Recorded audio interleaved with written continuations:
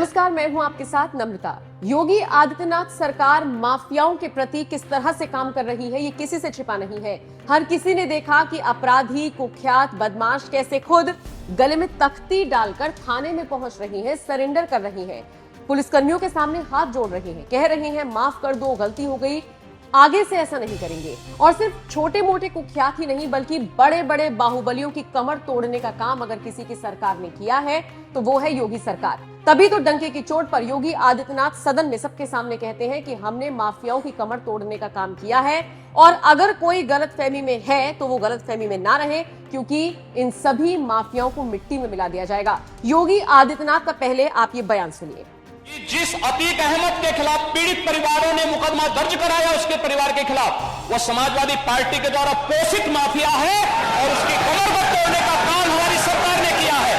और फिर मैं कहता हूं इसे हम इस माफिया को मिट्टी में मिला देंगे, सरकार के जरिए।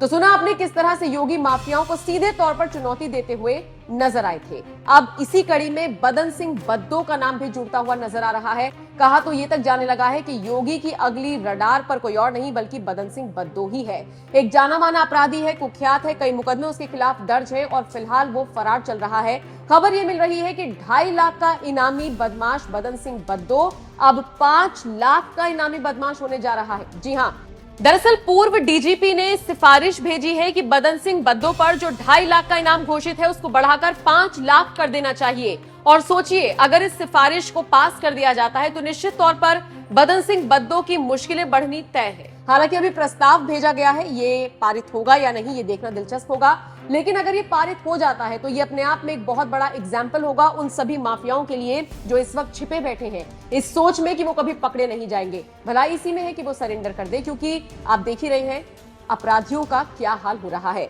बदन सिंह बद्दो के बारे में आपको बताते चलते हैं, 2.5 लाख का इनामी बदमाश है, 5 लाख रुपए हो सकता है आने वाले 1-2 दिन में ऐलान कर दिया जाए कि उस पर 5 लाख का इनाम घोषित कर दिया गया है।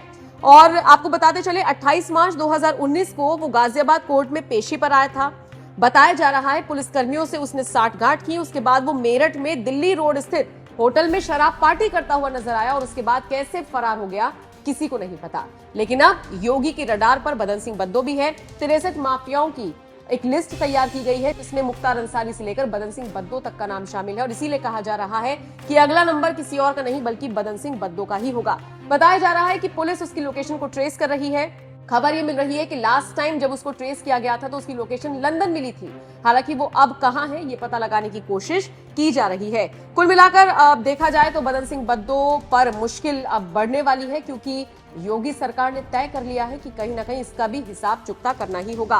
प्रयागराज में जिस तरह से उमेशपाल हत्याकांड हुआ, उसके बाद अतीक, उसके गुर्गो, उसके पूरे कुनबे को जिस तरह से मिट्टी में मिलाया गया, उसके बाद से ही योगी आदित्यनाथ आगे आकर बयान भी दे रही हैं और साफ कह रही हैं कि इसी तरह से हर एक बाहुबली को, माफिया को मिट्टी में मिला दिया जाएगा जो भी जनता को परेशान करने का काम करेगा। खैर, आप बताइए इस पूरी खबर को लेकर अब आप क्या राय रखते हैं?